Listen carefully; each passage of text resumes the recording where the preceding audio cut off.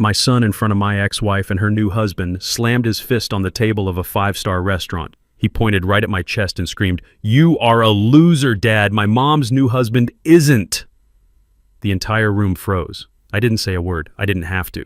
As I calmly folded my cloth napkin, I wasn't feeling shame. I was calculating. They thought they were humiliating a poor, forgotten jazz musician. They had absolutely no idea they had just insulted the man who secretly paid for their cars, their apartment, and every dollar in their bank accounts. And I was about to turn off the tap. Before I tell you what happened next, let me know in the comments where you're listening to this story from. And if you have ever felt underestimated by your own family, hit that like button and subscribe, because my story is one you need to hear. My name is Augustus King, and I am 70 years old. The restaurant was the kind of place I've avoided my entire life. It was called La Veta, perched on the roof of the tallest high-rise in Atlanta. Everything was glass and dark wood, and the waiters moved like silent ghosts. The air smelled like money and truffle oil. I felt like a crow in a cage of peacocks. My tweed jacket was clean, my shoes were shined, but they weren't Gucci, they weren't Armani, they were just comfortable. I was only there because of my son Andre. He had called me 3 days earlier, his voice tight with that specific anxiety he gets when he's trying to impress someone. "Dad, they're in town. Serafina and Brad. They want to have dinner. All of us. Saturday. La Veta." Serafina, my ex-wife. She left me 10 years ago. She said I was boring. She said I was stuck playing my old music in my small house. She said she needed a life with more shine. She found that shine in Bradley Van Horn, a slick, fast-talking real estate developer with a smile as white and artificial as a strip mall. Across the table, they looked like a magazine advertisement. Serafina, who I remembered in faded jeans, was now draped in emerald green silk, heavy gold bracelets clanking on her wrist every time she reached for her wine. Brad, loud and suntanned, wore a watch so large and bright it practically blinded me. Next to them sat my son Andre and his wife Amber. Amber, who is white, was staring at Brad Van Horn like he was the second coming. "Gus, you made it," Serafina said, her voice dripping with the fake syrupy pity she had perfected. She leaned across the table, offering me a cheek that smelled like expensive perfume. "How nice of you to come all this way." "It's just across town, Serafina," I said quietly. Brad laughed, a loud, booming sound that made the couple at the next table flinch. "He means all this way in life, Gus. Look at this place. Bet they don't have this down in the West End, huh?" Amber giggled. Andre just stared at his water glass. I knew this was a performance. I was the prop, the before picture they needed to highlight their glorious after. I was the ghost of poverty past, invited to a feast to prove how far they had come. I just smiled and nodded. "It's a nice place, Brad." The waiter arrived, a young man so stiff he looked like he was in pain. He handed us menus that were the size of small posters bound in heavy leather. I opened it and saw words I didn't recognize, followed by numbers that made no sense. A simple steak was listed as filet de boeuf executif for $180. Brad didn't even read the menu. He waved a dismissive hand. "Just bring the Barolo, the 2010, and we'll start with the Osetra caviar for the table. Except, maybe not for Gus. Looks like he might prefer a beer, huh?" "Water is fine for me," I said. Serafina placed her hand heavy with diamonds on Brad's arm. "Oh, Bradley, be nice. Gus is simple. He likes simple things. It's quaint." "Simple is one word for it," Brad said, winking at Amber. Amber, my daughter-in-law, jumped right in, her voice eager. "Oh, Brad, Andre is so fascinated by your investment strategies. He really is. He's always saying he wishes he had a real mentor, someone who actually achieved something, you know." There it was, the first cut. I glanced at Andre. He wouldn't look at me. He just took a long, deep drink of his wine. "Well, it's not magic," Brad boasted, leaning back so everyone could admire his diamond watch. "It's about vision. It's about being aggressive. You don't get a fleet of Bentleys by playing it safe, right?" "We just got back from Dubai." Serafina chimed in perfectly on cue. "The shopping, Gus. You just wouldn't believe it. I bought this bracelet there." She shook her wrist again, the gold clanking. "And Brad is closing on a new property, a $10 million deal. Isn't that right, darling?" "Just a little something," Brad said, polishing his nails on his lapel. "You gotta keep moving. Stagnation is death. Right, Gus?" He was looking right at me. Stagnation. That was his word for me. The man who still lived in the same neighborhood, who still played the same music, who still wore the same old jacket. I didn't rise to the bait. I just sipped my water. My silence seemed to infuriate them more than an argument would have. It was like they needed me to be visibly impressed or visibly pathetic. My calm neutrality was ruining their performance. Serafina decided to change tactics, turning the full force of her toxic pity directly on me. "Gus, darling," she said, her voice softening into a purr I knew well.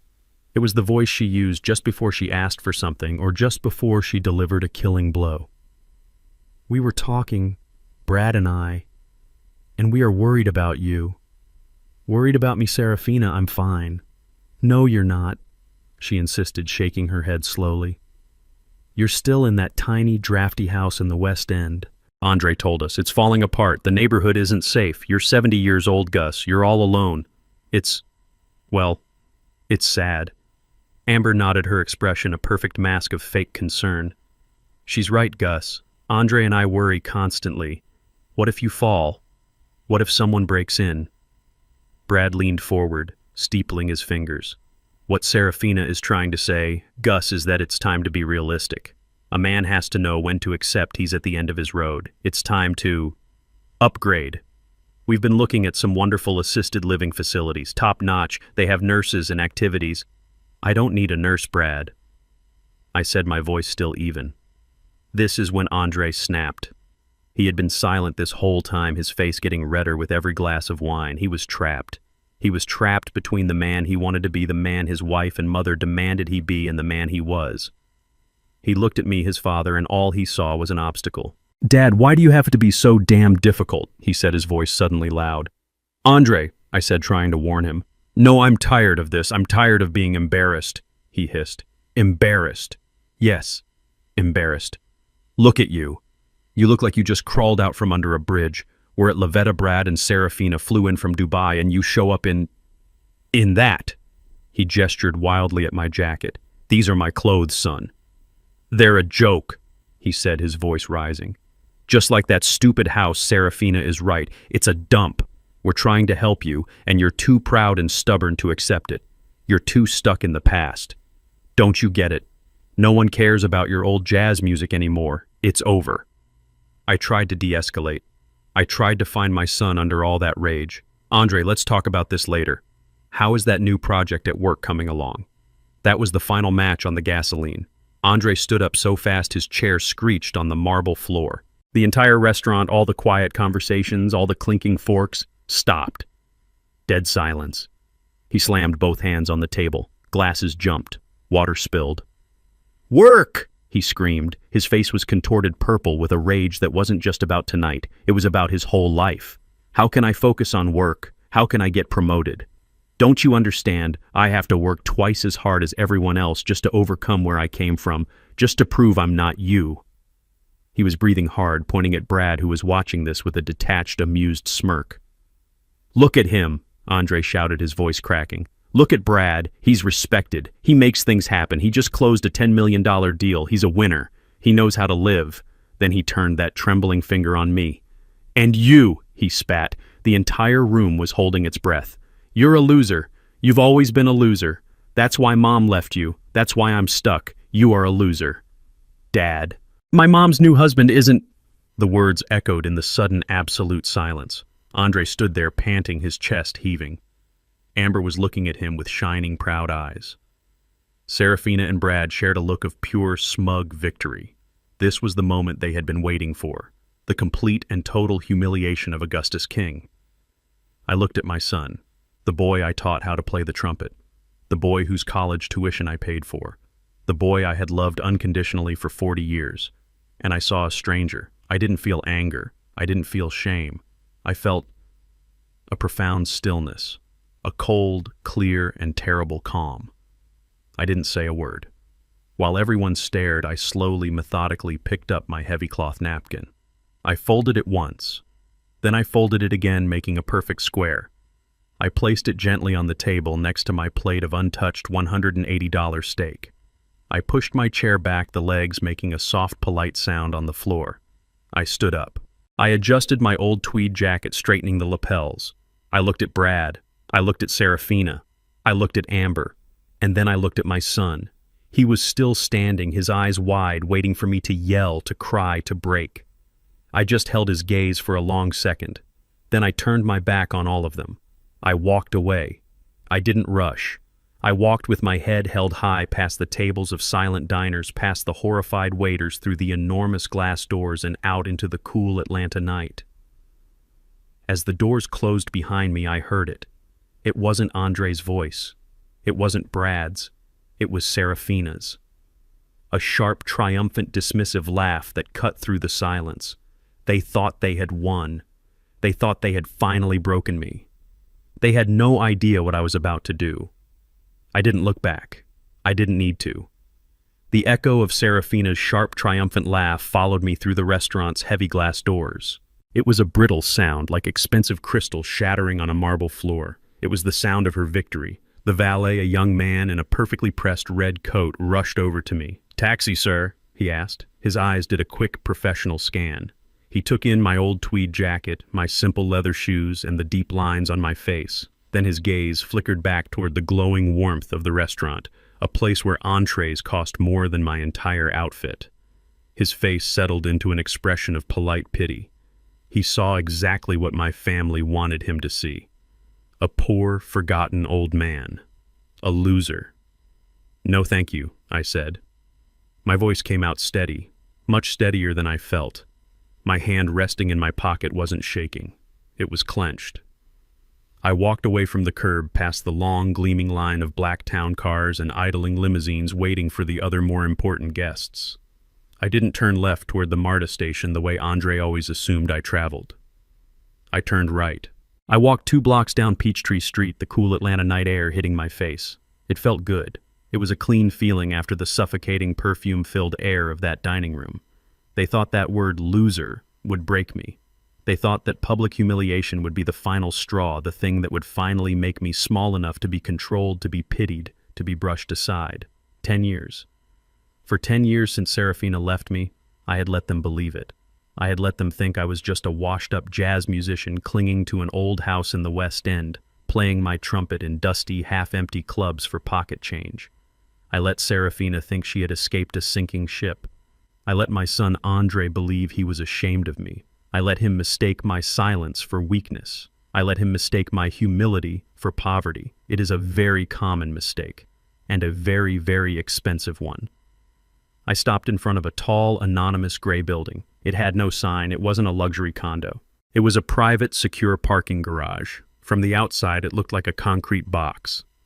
I pulled a small, heavy, unadorned key fob from my pocket, the one that did not go to my house in the West End. I pointed it at the solid steel security door. There was a quiet electronic beep, and the massive door groaned to life, rolling upward with a heavy, satisfying sound. It revealed a single brightly lit, immaculate garage bay.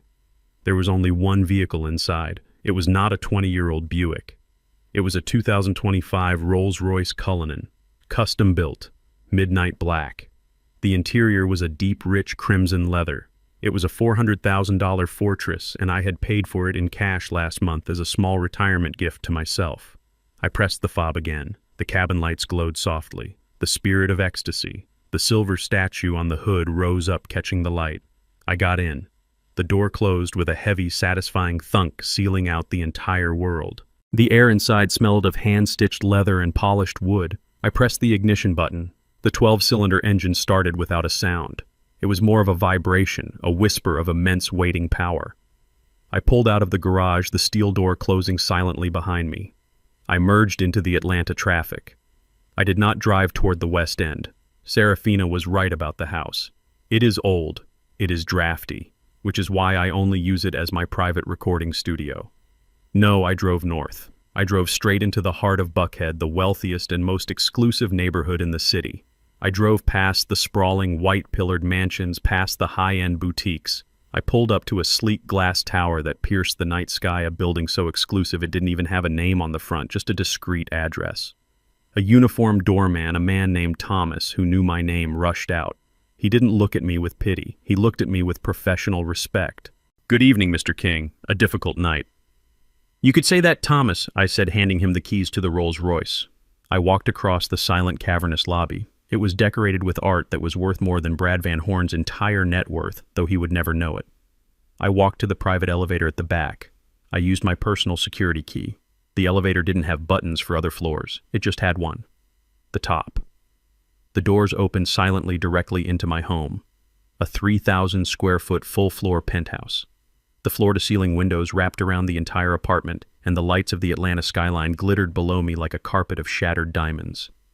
My Fazioli grand piano sat in the far corner, its black lacquer reflecting the city lights. This was my home. This was the life the loser lived. My son, my foolish, arrogant son, and my greedy ex-wife. They had no idea. They had been dining out on my perceived failure for a decade, never once stopping to ask a single real question. And now they had finally crossed the line. I walked over to my desk, sat down in my leather chair, and looked at the city. They thought I was a loser. They thought I was powerless. They had no idea that I was the one who held all the cards. And I was about to play my hand. I stood in front of the glass wall of my penthouse looking out over the Atlanta skyline. The city lights glittered below like a carpet of diamonds. They were silent, beautiful, and cold. Down there in that overpriced restaurant, my son and my ex-wife were probably ordering another $200 bottle of wine. They were laughing. Laughing at me, laughing at the loser dad who had just walked out too pathetic to even defend himself. My son's voice echoed in the perfect silence of my home. Loser. He spat the word like it was poison. And perhaps it was. But it wasn't my poison. It was his. I walked over to the Fazioli grand piano that sat in the corner, its black lacquer reflecting the city lights like a dark mirror. I ran my fingers over the keys, the polished ivory cool and smooth beneath my touch. I didn't play a note. I didn't need to. The silence in this room was worth more than all the noise they were making back at that restaurant. They see Augustus King, the old man in the worn-out jacket. They see the small crumbling house in the West End, the one I keep because the acoustics in the main room are perfect, because the walls still smell like 30 years of history, like vinyl and sweat and inspiration. They see exactly what I have allowed them to see for the last 10 years. They don't see Gus King, the Gus King whose signature is at the bottom of music history. The Gus King who in 1973 took a $2,000 loan and a lifetime of talent and co-founded a small, hungry label out of a dusty garage in Macon. We called it Soul City Records. Serafina knew that man. She was there when we pressed our first single. She was there when we discovered the Midnight Pillars when we signed Clara May. She was there for the struggle, the late nights, the cheap whiskey, and the sudden blinding highs. But Serafina always hated the struggle. She wanted the prize, but she despised the fight. 10 years ago, she sat right where I'm sitting now, not in this penthouse, but in the old West End house. The music industry was on its knees. CD sales were dead. Digital downloads were a joke. We weren't making what we used to. She looked at me, her eyes as cold as the ice in Brad's whiskey glass. "It's over, Gus," she said. Her voice wasn't sad, it was final. "This music, this relic, it's dead. You're stuck in the past. You're a relic, and I will not be married to a relic." She thought I was finished. She thought the ship was sinking. So she took her settlement, a very generous one, I thought at the time, and she left. She jumped from my sinking ship right onto Bradley Van Horn's plastic yacht, all in one smooth, practiced motion. She left me for new money, for Dubai, for Bentleys, for a life of shiny, hollow things. She left in 2015. What Serafina, in all her forward-thinking wisdom, didn't know, what she couldn't possibly know, was what would happen next. In 2016, the streaming boom began. And suddenly the entire world woke up and remembered what real music sounded like. Suddenly that old jazz music my son is so deeply ashamed of wasn't a relic. It was an asset. That dead catalog I refused to sell, the one I held on to while the industry burned around me, became the single hottest property in music. That old Midnight Pillars track it played during the Super Bowl halftime show last year. The royalties from that one night, from that one song, paid for this entire penthouse, in cash. That soul ballad by Clara May that Serafina always hated. A 20-year-old rapper sampled it last month. It went to #1 in 12 countries. I own 50%. 50% of everything. Brad Van Horn boasts about a $10 million deal. That's cute. My son Andre thinks I make maybe $40,000 a year if I'm lucky. My corporation, the one Mr. Morrison manages quietly. from a discreet office downtown, pulls in more than that every single day. Before I even get out of bed, every time someone in Tokyo clicks play on a Soul City classic, I get paid. Every time a kid in London uses one of my bass lines in a TikTok video, I get paid. Every time a Hollywood blockbuster needs a classic sound to feel authentic, they call me. And they pay. Serafina divorced a relic. She had absolutely no idea she was divorcing the king. I walked over to my desk. I picked up a small framed photo. It was Andre, maybe 10 years old, holding his first trumpet. My trumpet. His smile was wide and genuine, filling his whole face. He hadn't learned to be ashamed of me yet. He hadn't learned to measure a man's worth by his watch. I kept it all a secret. For him. I had seen what unearned money does to kids. I saw it in the music industry every day. It makes them soft. It makes them weak. It makes them entitled. It makes them exactly what Andre has become. My silence, my plan to protect him, it failed. It didn't make him strong. It just made him hungry for what he didn't have. It made him look at me, his own father, and see nothing but failure. Because I wasn't loud like Brad. I wasn't shiny like Serafina's jewelry. He called me a loser. I walked back to the window, the glass cool against my forehead. The city lights were bright, but my anger was brighter. It was a cold, clean, purifying anger. Serafina thinks I'm poor. Andre thinks I'm a failure. Brad thinks I'm an old fool, a potential mark to be scammed. They have built their entire world, their entire sense of superiority on the foundation of my failure, and I am about to pull that foundation out from under them. I sat down at my desk, the real one. Not the cluttered workbench in the West End studio, but the massive hand-carved mahogany desk in my penthouse office. It was silent up here, no traffic, no neighbors, just the quiet hum of the air filtration system. My plan had been so simple, so pure, I thought. When Andre was a boy, I gave him everything I never had. Music lessons, books, a safe home. But as he grew, I saw a weakness in him. He had his mother's eyes and her appetite. He loved the idea of success, but he seemed allergic to the work that came with it. He wanted the applause without the practice. So when Serafina left, I made a choice. I would not be the rich father who handed his son a life on a silver platter. No. I would let him believe the lie. I would let him believe his mother left me because I was a failure. I would let him think I was just a poor, struggling musician. I wanted him to fight. I wanted him to build his own life. I wanted him to become a man on his own terms, forged in his own fire, not coasting on the dying embers of mine. I wanted him to be better than me. I wanted him to earn his success so that no one, not even a woman like his mother, could ever make him feel small. What a fool I was. A romantic, sentimental fool. I didn't forge a man.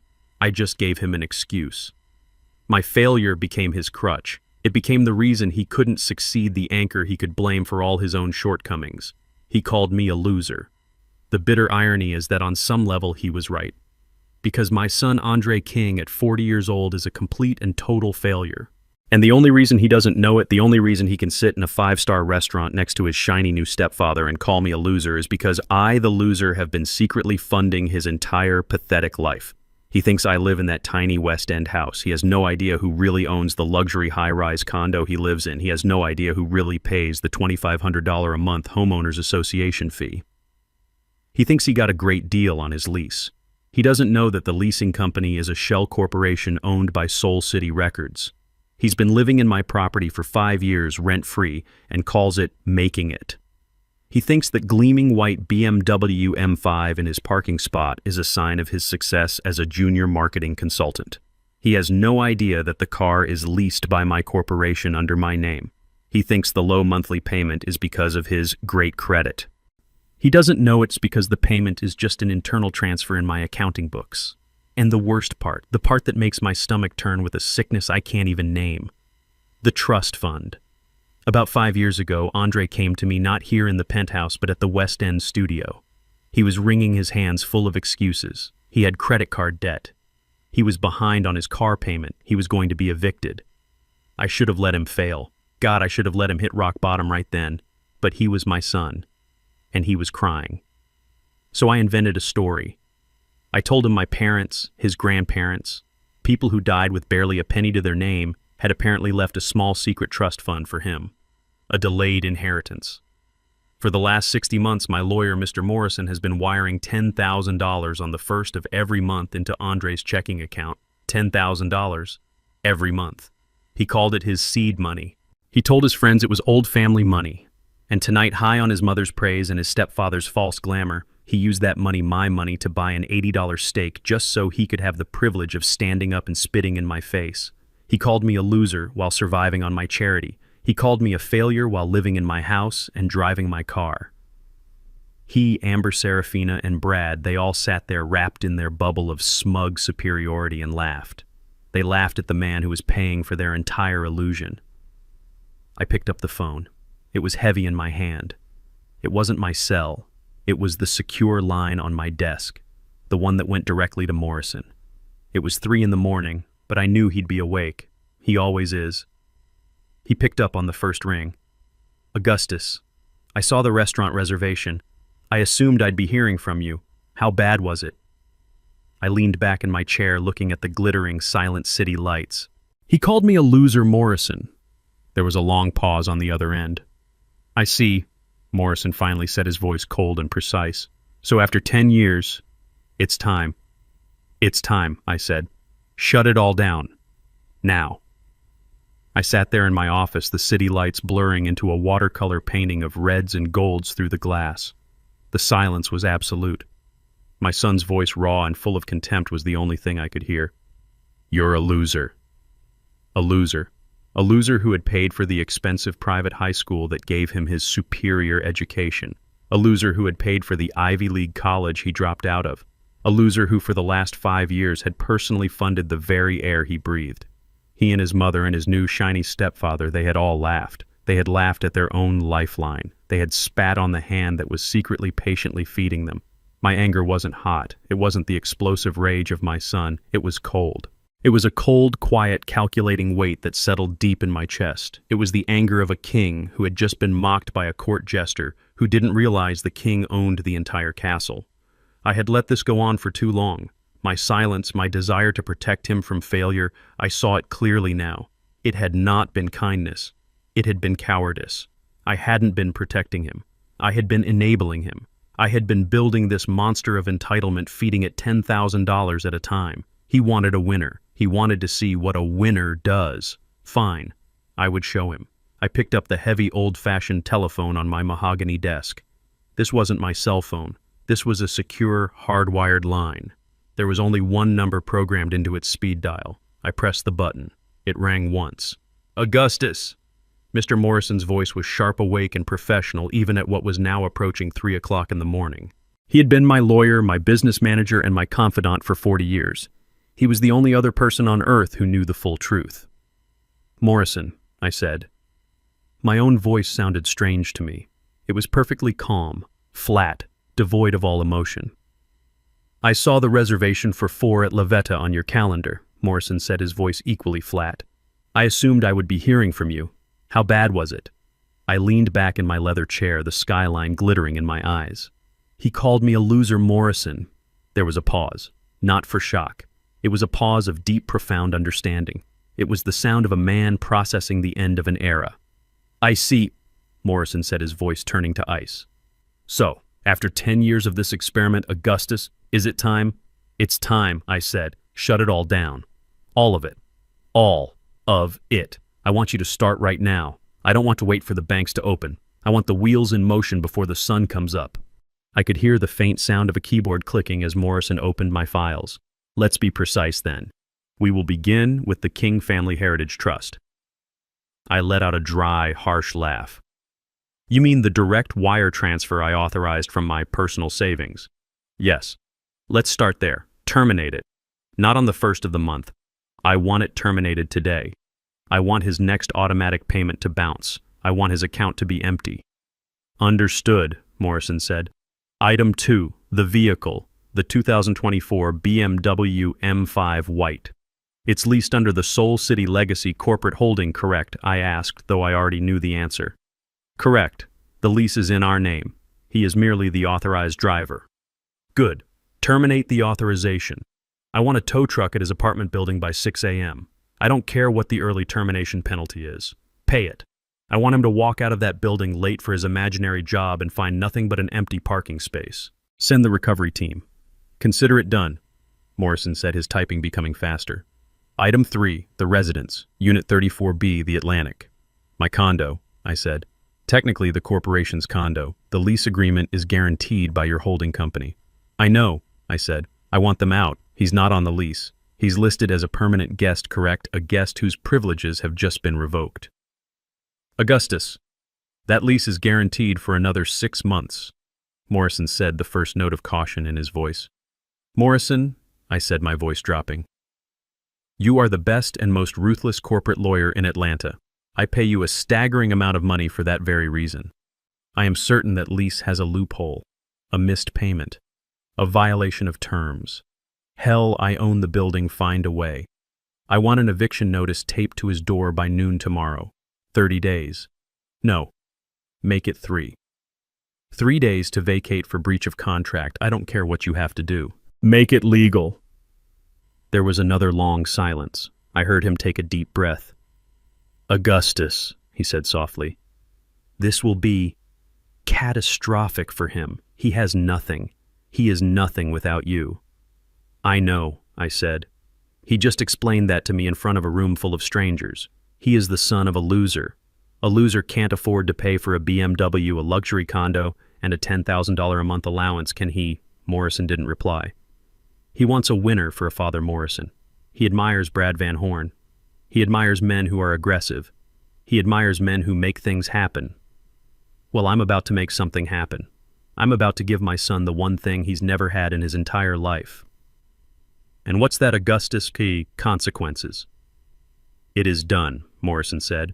The wires are being stopped. The recovery team will be dispatched at 5:30 a.m., and I will personally draft the eviction notice. I'll have it delivered by a marshal tomorrow. Thank you, Morrison. Good night, Augustus. I hung up the phone. I didn't feel relief. I didn't feel joy. I didn't feel triumphant. I just felt quiet. I had just taken a 40-year-old man, my only son, and stripped him of his car, his home, and his income, all with a single 2-minute phone call. The tap was off. The illusion was shattered. I looked at the picture of him on my desk, the one with the trumpet and the bright, innocent smile. All right, son, I whispered to the empty room. You wanted to see what a winner does. Let's see how you do now that the loser is no longer picking up the check. Andre probably woke up around 11 a.m. He always slept late, especially after a night of celebration like the one at Lavetta. He would have woken up with a pounding headache, the kind that comes from too much expensive wine, the kind of wine I had paid for, though he never knew it. His wife Amber would be beside him in the $1,000 sheets I paid for, complaining about the sunlight and the luxury apartment I paid for. He would stumble out of bed late for the marketing consultant job I had secured for him through an old acquaintance. He wouldn't even shower. He'd just splash cold water on his face, pull a wrinkled $500 shirt over his head, and grab his keys. He'd kiss Amber goodbye, promising to take her shopping later. A promise he fully intended to keep using my money. I can picture him perfectly. Taking the express elevator down to the private heated garage. Whistling, perhaps, still full of himself, still tasting the victory of the night before the night he had finally put his old loser father in his place. He would walk to his designated space. Number 34B. And then he would stop. He would blink. He would rub his hungover, bloodshot eyes. He would look again. The space would be empty. Just a dark, rectangular oil stain on the clean concrete floor where my $60,000 Alpine white BMW M5 used to be. His first thought, I am certain, was theft. How could this happen? Here in this secure building, he would feel violated, outraged. How could someone dare to steal from him? He would storm over to the security booth by the exit, ready to scream at the attendant. Where is my car? My white BMW. Did you see anything? Check the cameras. And the attendant, a man named Miguel, whom I had spoken to personally at 5 a.m., would just look at him with a tired, bored expression. He wouldn't argue. He wouldn't check any cameras. He would simply reach under his desk and pull out a single folded piece of paper. Andre would snatch it from his hand. He would unfold it, his eyes scanning the page, his brain struggling to understand. This wasn't a police report. It wasn't a note from the building manager. It was an official corporate notice. Vehicle repossession, the header read. This vehicle, a BMW M5, has been reclaimed by the primary leaseholder due to the immediate termination of the supplemental driver agreement by the financial guarantor. This is the part that would truly confuse him. Guarantor, he would say out loud, his voice echoing in the empty garage. What guarantor? He would run back to the elevator, ride it up, and burst into the apartment, waving the paper at Amber. They took it. They just took the car. Who took it? Amber would scream. The police? No, the bank. The guarantor. What does that even mean? The car is in my name. He was so proud of that lie. He loved telling his friends that he had bought the M5. He had no idea his name was only listed on the authorized driver line. He didn't know that the King Family Heritage Trust was the legal entity on the lease, the same trust that paid for his life. He would be pacing the living room now, his mind scrambling. It had to be a mistake, a massive bank error. It had to be tied to the trust fund. The trust fund, the imaginary safety net I had woven for him. The inheritance from grandparents who died with nothing but a mortgaged house and a box of old photographs. That had to be the problem, of course. It was my fault. It was always somehow my fault. I was in my studio in the West End when the call came. The old black rotary phone on my desk suddenly jangled its sound, harsh and loud in the quiet room. I let it ring. Once, twice, 3 times. I let the panic build. On the 4th ring, I picked up. Hello? Dad. Dad, finally. Thank God. His voice was high, sharp, and laced with pure, unfiltered annoyance. He wasn't scared. He was inconvenienced. He wasn't calling to apologize for last night. He was calling to complain about this morning. Something is wrong, Dad. Seriously wrong. The bank or someone I don't know. They took the M5. They towed it right out of the garage. There's a notice here, something about a guarantor. It has to be that trust fund account you manage. The one from Grandma and Grandpa. I held the phone to my ear, listening. In the background, I could hear Amber starting to wail. What are we going to do, Andre? What about my nail appointment? How will I get there? I know, baby. I know, he snapped at her. Then his voice was back in my ear, demanding, Dad, did you hear me? You need to call the bank. You need to call whoever manages that fund, and you need to fix this. I have to get to work. This is a nightmare. I held the receiver, feeling the cool, heavy plastic in my hand. I pictured him standing there in his luxury apartment, barefoot on the expensive hardwood floors I paid for, looking out over a city he hadn't earned. I waited 1 beat, 2 beats. I let the silence stretch, filling it with his own rapidly growing panic. A car, I said finally. My voice was quiet, calm. They took your car, Andre. Yes, that's what I just said, the BMW. It's gone. Really, son? I said. I let a small, cool smile touch my words. That's too bad. That sounds difficult. There was a stunned silence on his end. He was expecting me to jump. He was expecting me to say, "Don't worry, son, I'll handle it." He was expecting me to fix it, just like I had fixed every other problem in his entire adult life. He was not expecting indifference. Difficult, too bad, Dad. This isn't too bad. This is my car. I need you to call the bank and fix this right now. What if they made a mistake with the trust fund? A mistake, I repeated slowly. No, Andre, I don't think it was a mistake. What? What do you mean? I mean, I don't think I can fix it, son, I said. I don't know anything about those kinds of things. Guarantors, lease agreements, banks, that's complicated business. That's for winners. I heard his sharp intake of breath. Dad, what are you talking about? Just make the call. Me, I said. Andre, I'm just a loser. You explained that very clearly last night in front of everyone. A loser can't handle high-end car financing. You need someone aggressive. You need someone who knows how to make things happen. Dad, this isn't funny. Stop playing games. I think you should call Brad, I said, and my voice was as cold and sharp as a razor. He's the winner. He closes $10 million deals. I am sure a man like that can get your car back in a heartbeat. Dad, wait. I pressed the receiver down, cutting off his panicked plea. I hung up the phone. I stood there in the quiet of my studio, the smell of old wood dust and sheet music all around me. I pictured my son in that cold, empty garage holding a useless phone, his face pale with confusion and a new, unfamiliar feeling. Fear. The first thread was cut. The car was gone. Tomorrow, the money. The day after that, the house. The game had just begun. If the loss of the car was the appetizer, then today was the main course. I knew my son. The car was a blow to his ego. But the money, the $10,000 that appeared in his account every month like magic, that was his oxygen. That was the fuel for his entire illusion of a life. And I had just cut the line. I sat in my penthouse sipping my first cup of strong black coffee. It was 10 a.m. I imagined Andre was still asleep, hungover from the stress of the previous day, oblivious to the fact that his real problems were just beginning. But I knew Amber wasn't asleep. Amber lived for two things: appearances and spending money. My money. The loss of the M5 would have felt like a personal attack on her status. She would need to fix it. She would need to go out and buy something to make herself feel better, to prove to the world and to herself that they were still on top.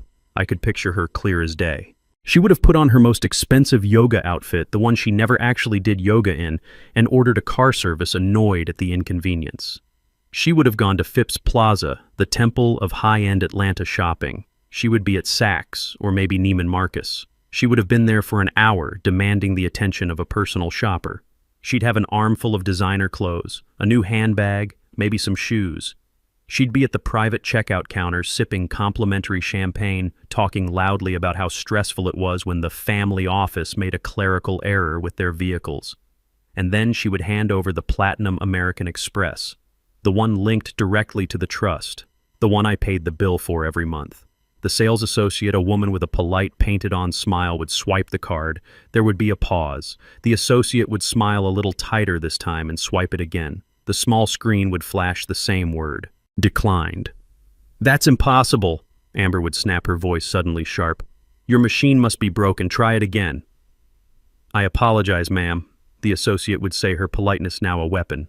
"I've run it twice. Perhaps you have another form of payment." Amber, her face flushing a deep, ugly red, would dig in her expensive purse. The other shoppers in the private lounge would be pretending not to watch, which meant they were watching every second. She would throw down a different card, a Visa signature, also linked to the trust. "Try this one." The associate would swipe it. "I'm sorry, ma'am. Declined." "What is going on?" Amber would be hissing now. She'd be looking around, her eyes narrowing. She would grab her debit card, the one linked directly to the $10,000 monthly deposit. "Fine, just use this. It's cash." The associate would run the debit card. The machine would pause, connecting to the bank. And then the final humiliating word: declined. "Insufficient funds." Amber would freeze. This was not possible. That account always had money. "Ma'am," the sales associate would say, her voice now dripping with cold condescension, "the total is $3,400. Will you be paying, or shall I return these items to the floor?" I smiled as I pictured her walking out of that store empty-handed, her face burning with a humiliation that a leased BMW could never buy. She would get back in her hired car, and she would call her husband, and she would be screaming. The sound of my other phone, the cheap burner phone I used only for my family, would have shattered the silence of Andre's apartment. He would snatch it up. "Amber, what's wrong?" And then the flood. "What's wrong? Andre, what's wrong? All the cards. They're declined. Saks, Neiman's, even the debit card. Insufficient funds. What did you do? You said the trust paid for everything. You said we were fine." Andre would feel the blood drain from his face. The car was a problem. This was an apocalypse. "Calm down," he'd yell back. "It's the trust. It has to be that stupid bank. They must have frozen the account over the car. I'll fix it." He would hang up on her, his hands shaking. He would grab his laptop, his hands slipping on the keyboard. He would log into the private banking portal, the one Mr. Morrison had set up for him all those years ago. He would be staring at the main summary page. His eyes would scan for the scheduled transfer. "King Family Heritage Trust. Monthly dispersal, $10,000. It wasn't there. He would click on his checking account. The account that should have had at minimum $10,000 in it, plus whatever was left from last month. He would stare at the balance. Current available balance, $14.32. He would refresh the page. $14.32. He would refresh it again, and again, and again. The number wouldn't change. The money was not late. The money was gone. The $10,000 had not arrived. The car was not a mistake. The cards were not an error. This was real. He would grab his phone, his fingers trembling so badly he could barely dial the number for the bank, the number he had on speed dial for his private wealth manager. King Private Bank, how may I help you? This is Andre King, he'd say, trying to sound important, trying to sound like a man who hadn't just seen his entire life evaporate. I'm calling about the King Family Heritage Trust. My monthly deposit, my $10,000 deposit, it didn't arrive. There's been a massive error. The banker on the other end would be a polite, cold young woman. I knew her. Morrison had hired her specifically for this account. She was reading from a script. One moment, Mr. King. Let me pull up your file. A pause, the click of a keyboard. Ah, yes, I see your file right here, Andre King. Well, Andre would demand, where's my money? Sir, the banker would say, her voice perfectly neutral. There appears to be no error. Our records show that yesterday, November 6th, we received a directive from the sole administrator and trustee of the fund. A directive? What directive? What are you talking about? The directive, sir, was to terminate the trust. As of yesterday, the King Family Heritage Trust has been formally and permanently dissolved. Andre would stop breathing. Dissolved? What do you mean dissolved? You can't dissolve it. That's my money. That's my inheritance. According to our records, sir, the banker would continue, her voice like ice. It was never your money. It was a discretionary fund, and the grantor's discretion has ended. All remaining assets have been reverted to the original grantor. The account is closed. Grantor. What grantor? Who is the grantor? Tell me. I'm afraid that information is confidential, Mr. King. Is there anything else I can help you with today? Yes. Andre would be screaming now, a desperate animal sound. You can give me back my money. I'm sorry, sir, that account no longer exists. Thank you for banking with us. Have a wonderful day. And then the click. Andre would be staring at his silent phone. He would be standing in an apartment he couldn't pay for, with a wife who had just been humiliated, with no car, with $14 to his name. The entire architecture of his life, the entire illusion he had built, had just been demolished in the span of 24 hours. He couldn't call me. He had already burned that bridge. He had called me a loser. He couldn't call Brad. Brad had already dismissed him. He was a 40-year-old man with no car, no money, and no skills, about to be homeless. He did the only thing a weak, desperate child knows how to do. He called his mother. I saw my other phone, the burner phone, light up with his name. I let it ring, and ring, and ring. He needed to feel this. He needed to understand what real failure felt like. Finally, I picked up. Hello, Mom, he sobbed, all pretense of the winner gone. Mom, it's all gone. The money, the trust fund, they dissolved it. The car is gone. The cards are gone. Everything is gone. I don't know what to do. I stood by my penthouse window looking down at the city. What? I said, injecting the perfect amount of confusion into my voice. What trust fund, Andre? What are you talking about? I didn't have to be there to see what happened next. I knew my son. I knew my ex-wife. When a weak man's artificial world collapses, he doesn't look inward. He doesn't reflect. He just scrambles desperately for the next strong person to lean on. After Andre hung up with the bank, the silence in that luxury apartment must have been deafening. $14. The car gone. The magic money fountain turned off. He would have looked at Amber, his wife, his partner, and all this status-seeking madness, and he would have seen pure animal panic in her eyes. The life she had signed up for was evaporating before her very eyes. What do we do? She would have shrieked. What do we do, Andre?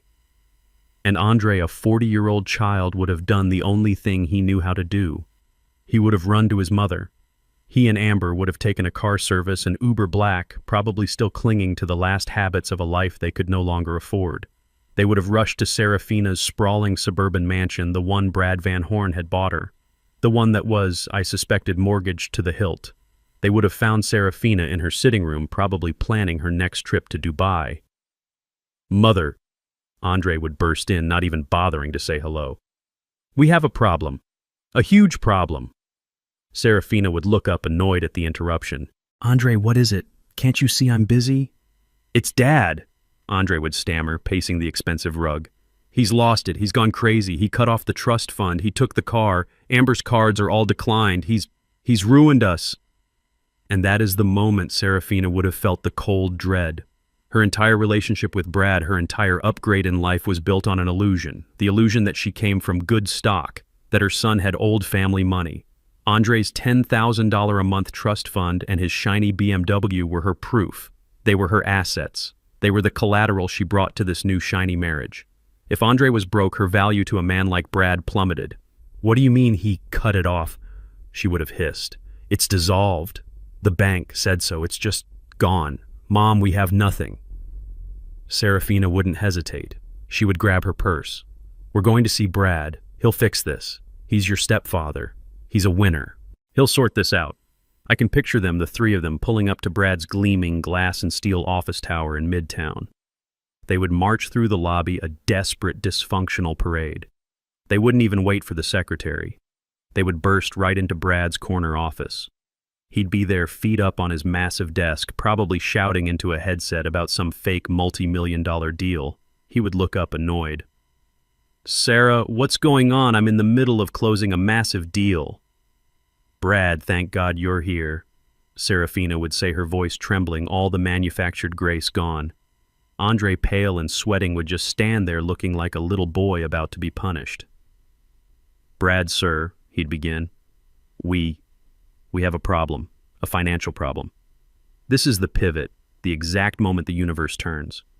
See, I knew something about Brad Van Horn that my family didn't. I knew a con artist when I saw one. I had been in the music business for 50 years. I had met 100 Brad Van Horns. They live on illusion. They feed on the perception of wealth. Brad had been cozying up to Serafina and, by extension, to Andre. Why? Because Andre had a BMW and a $10,000 a month trust fund.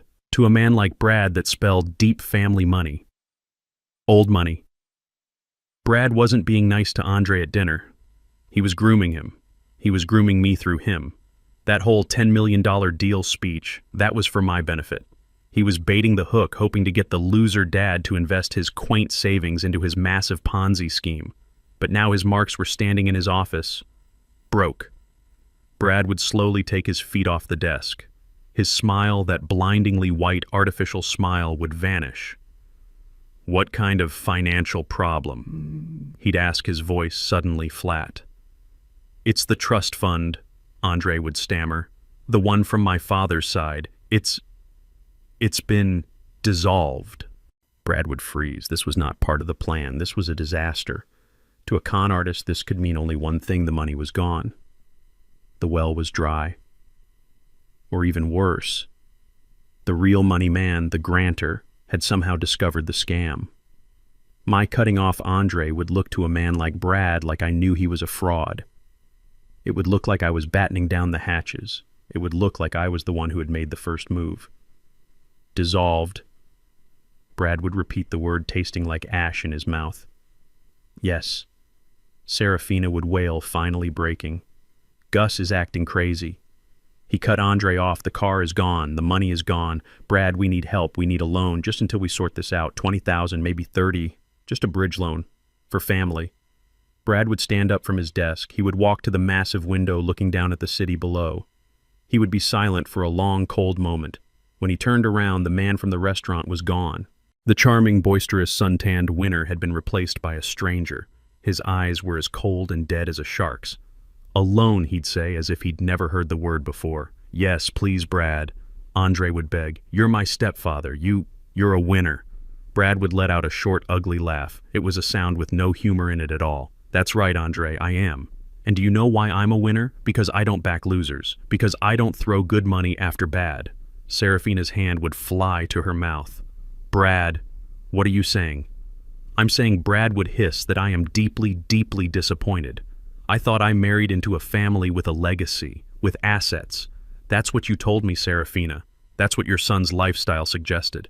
He would walk over to Andre, looking him up and down with pure, undisguised contempt.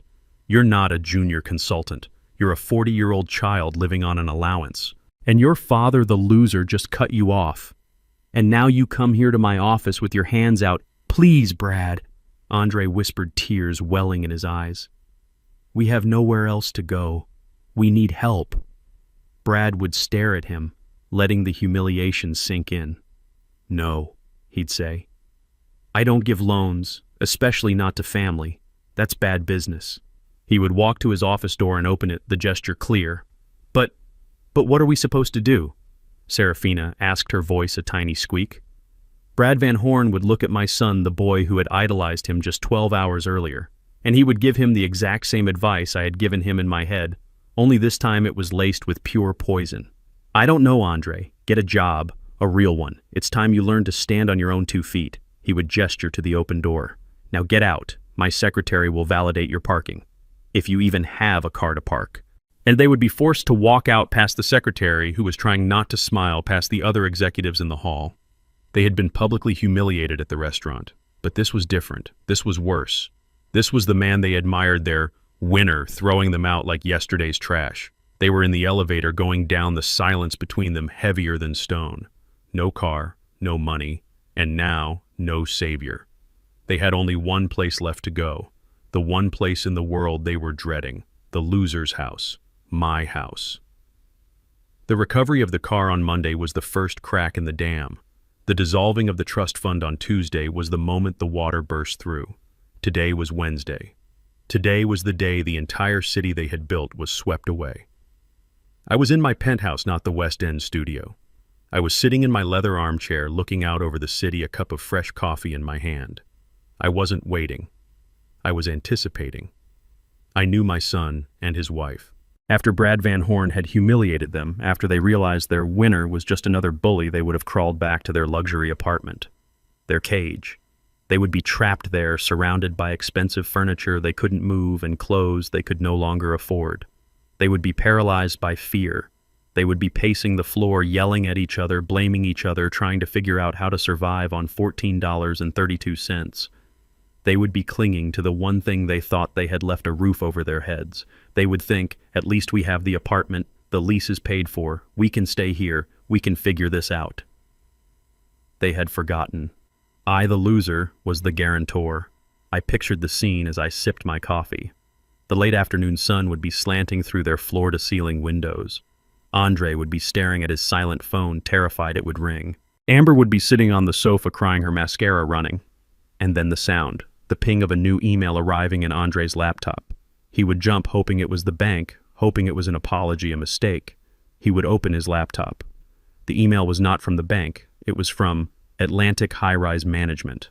The subject line would hit him first. Urgent notice of immediate lease termination and demand to vacate. His hands would be shaking as he clicked it. Dear Mr. King, he would read aloud, his voice trembling. Please be advised that as of 9 a.m. this morning, the corporate guarantor for your lease, Soul City Legacy Holdings, has been dissolved. Amber's crying would stop. What? What does that mean? Andre would keep reading, his voice cracking. This action constitutes a material breach of your lease agreement per Section 14B. Failure to maintain an active guarantor. As such, your tenancy is hereby terminated effective immediately. You and all other occupants have 72 hours to vacate the premises. Amber would let out a sound. Not a cry, a shriek, a raw animal sound of pure primal terror. 72 hours, Andre, 72 hours. The email would continue. Please be advised that your access fobs will be deactivated this Friday, November 10th at 5 p.m. Any personal property remaining after this time will be considered abandoned. We are sorry for any inconvenience this may cause. Andre would just stare at the screen. The car was gone. The $10,000 a month was gone. His credit was shot, and now the roof over his head was gone. In 3 days, he would be homeless. I knew what they would do next, because there was only one move left on the board. They had no money for a hotel. Serafina had clearly abandoned them to deal with her own crisis with Brad. They had no car. They had $14. They would have to use that money for a single taxi ride, a ride of shame. They would have to leave the shimmering glass towers of Buckhead and travel south. They would travel to the one place they despised, the one place they had mocked, the one place they thought was beneath them. They would have to go to the loser's house. I was there. I had been waiting in my West End studio all afternoon, the door locked. I sat in my old armchair, my trumpet on its stand beside me. The house was quiet. At 4:30 p.m. I heard a car door slam, not a luxury European car door with its heavy, satisfying thunk, It was the thin, rattling slam of a Toyota Prius taxi. I heard footsteps running up the broken walkway, and then the pounding began. It wasn't a knock. It was a desperate, frantic, angry banging. "Dad! Dad, open the door! I know you're in there! Open the door, damn it!" I heard Amber's voice hysterical. "Andre, break it down! He has to let us in! He can't do this!" The pounding continued. "Dad, please, we have nowhere to go! Please open the door!"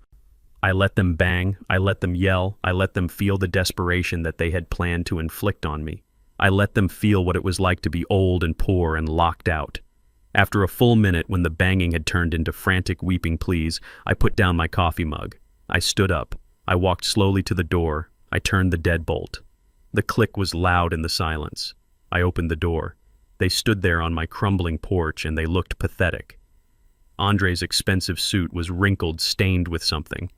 His face was pale, unshaven, and streaked with tears of rage.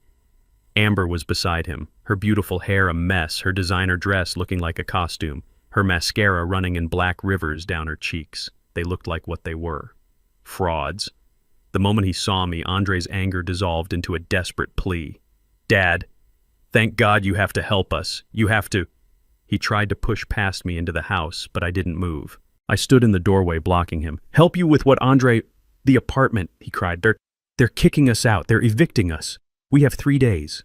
3 days, Dad. It's all a mistake. It has to be. You have to call them. You have to guarantee the lease." Amber pushed forward, her face a mask of desperation. "He's right, Gus. You have to co-sign for us. You have to call the bank or give us money for a new place. You can't let us be homeless." I looked at them. My son, my daughter-in-law, the two people who had sat in splendor just a few nights ago watching me be humiliated. I looked at Andre.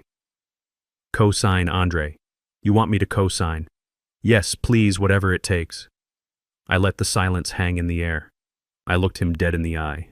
"Co-sign with what, son?" Andre blinked. What do you mean?" My voice was cold. It was quiet. It held all the power in the world. "I mean, what am I supposed to co-sign with the pension of a washed-up jazz musician, the savings of a man who lives in a crumbling house in the West End?" I took a step forward and he flinched. "You told me in front of everyone that I was a loser. A loser can't guarantee a luxury apartment in Buckhead, Andre. A loser doesn't have the credit to co-sign for anything. My word means nothing. I'm a failure, remember?" The color drained from his face. He understood. This was not a mistake. This was not an accident. This was a choice. My choice. "Dad," he whispered the word choked. "No. You did this." "I did nothing," I said, my voice sharp. "I simply stopped paying for your life. It turns out your entire life was built on the foundation of the very loser you despise." "But what about Brad?" Amber stammered. "He's the winner. You said to call him." "I did," Andre whispered, his voice hollow. "He won't help us." "That's a real shame," I said. I looked past them at the taxi waiting at the curb, the meter running. "It seems you're on your own. You two winners. Dad, no!" Andre lunged, grabbing my shirt. "You can't do this. You can't. I'm your son. You owe me. You can't just throw us out on the street." I looked down at his hand on my shirt. I didn't move.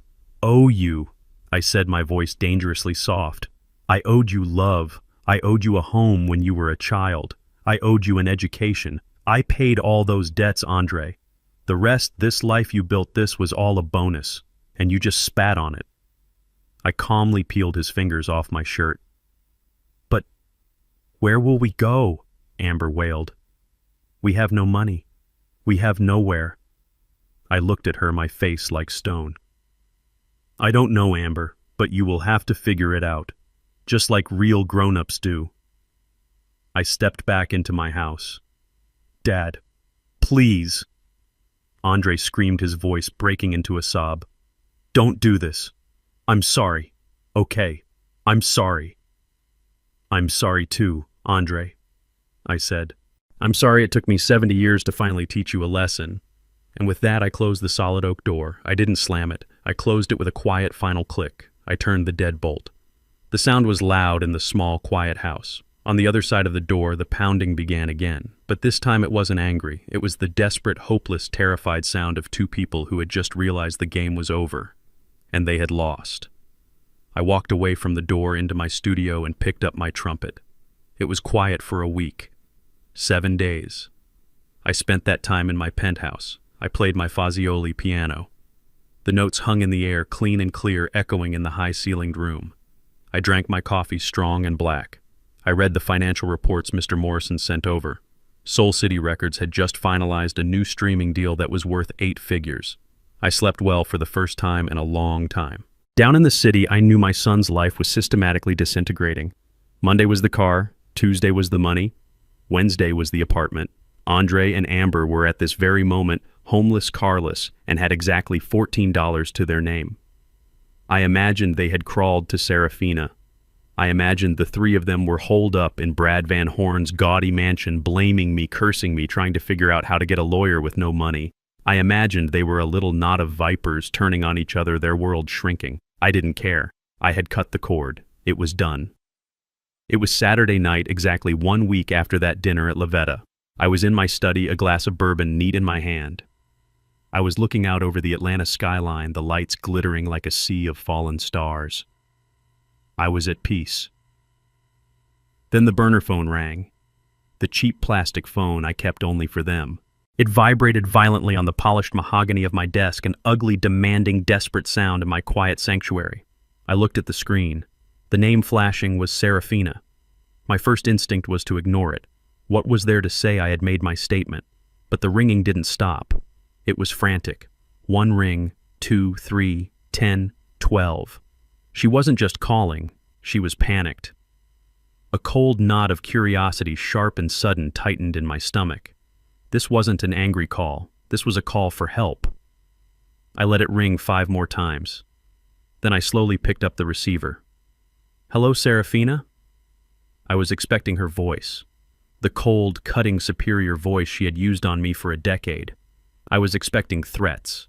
I was expecting her to call me a monster for what I had done to her son. What I heard was not a voice I recognized. It was a sound. A raw, ragged, gulping sound like an animal caught in a trap. It was the sound of a person whose entire world had just been torn out from under them. Gus, is that you? Oh my God, Gus. You picked up. You have to help me. You have to help me. I stood up from my chair. I stood very, very still. This was not the script. This was something new. This was something terrible. "Serafina," I said, my voice calm and low. "Slow down. You're hysterical. Help you with what?" "He's gone," she shrieked, and the sound was so high and thin it barely sounded human. "He's gone, Gus. He's just gone." I frowned. "Who's gone, Andre? Is Andre all right?" "No, not Andre. Brad. He's gone, Gus. He disappeared."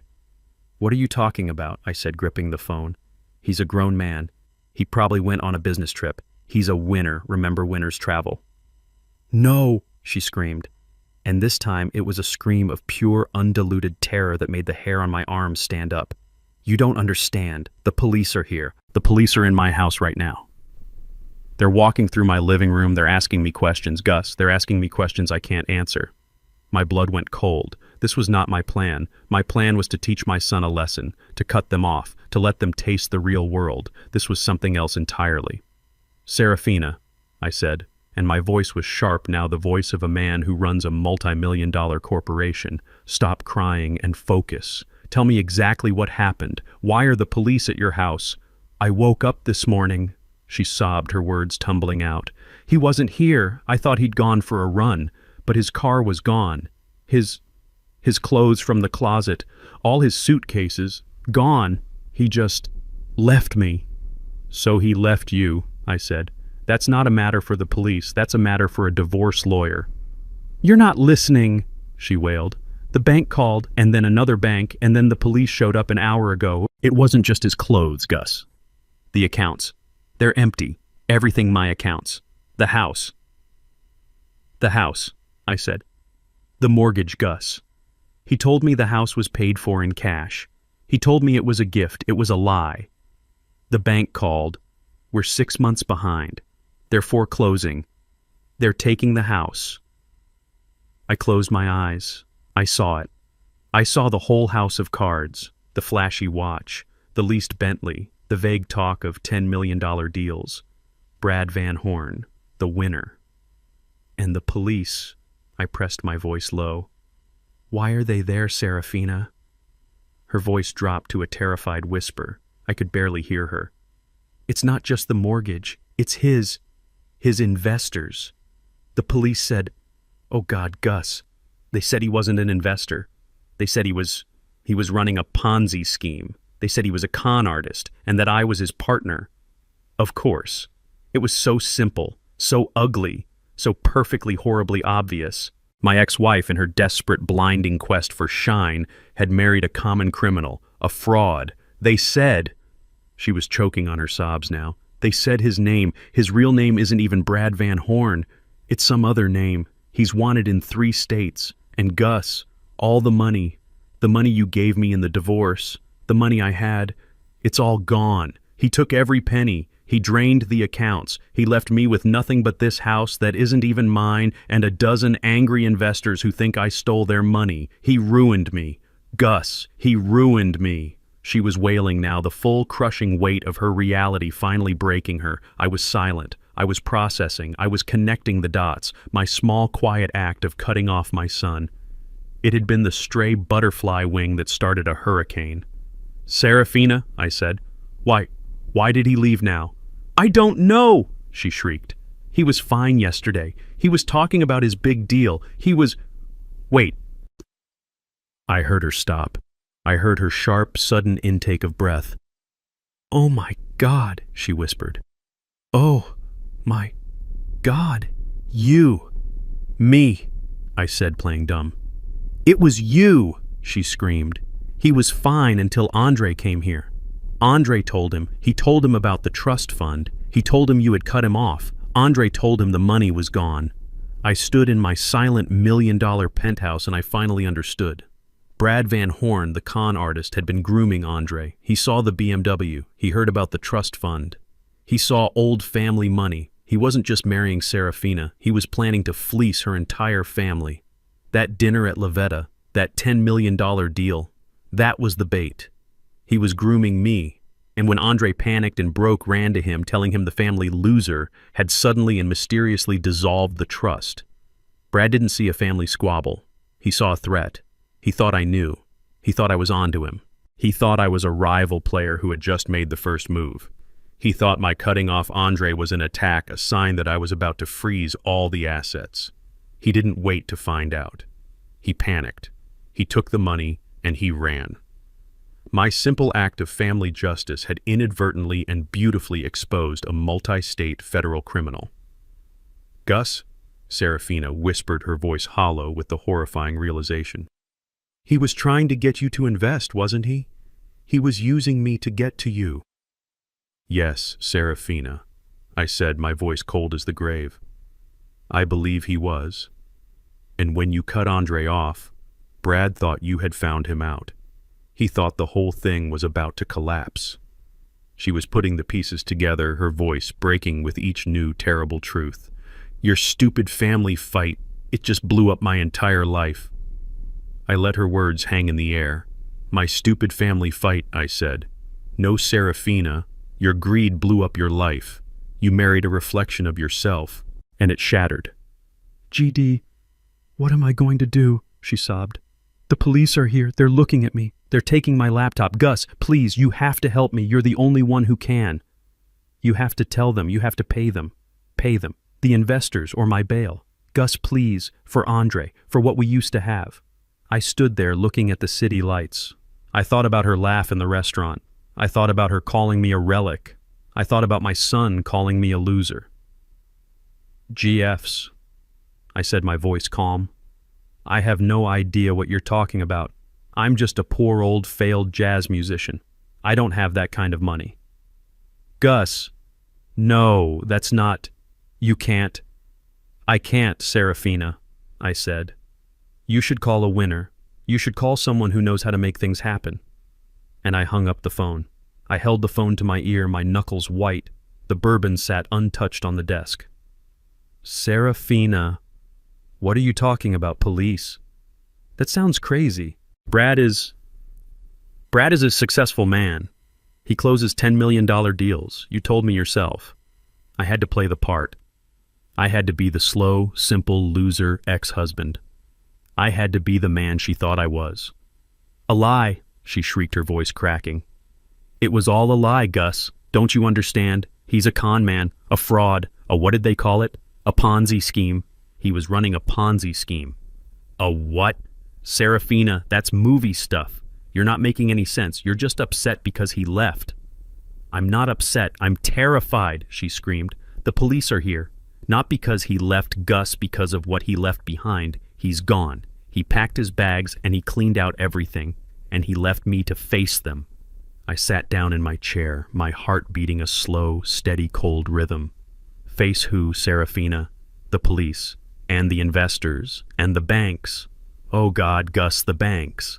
She was hyperventilating now, the words tumbling out in a broken, wet sob. I woke up this morning. He was gone. I thought he'd gone for a run just like he always does, but his closet was empty, Gus. The closet, all his suits, his shoes, his suitcases, gone. Okay, I said, keeping my voice soft, confused. So he packed his bags. That's bad, Serafina, but it's not. Then the bank called. She cut me off. The main bank. They were asking why I had missed the last 6 mortgage payments, 6 Gus, 6 months.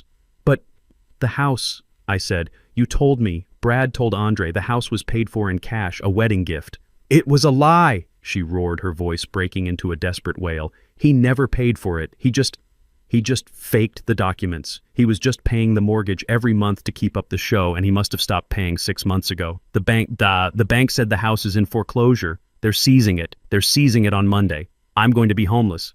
Gus, homeless. Serafina, I said. I don't know what to say. That's terrible. That's not even the worst of it, she sobbed.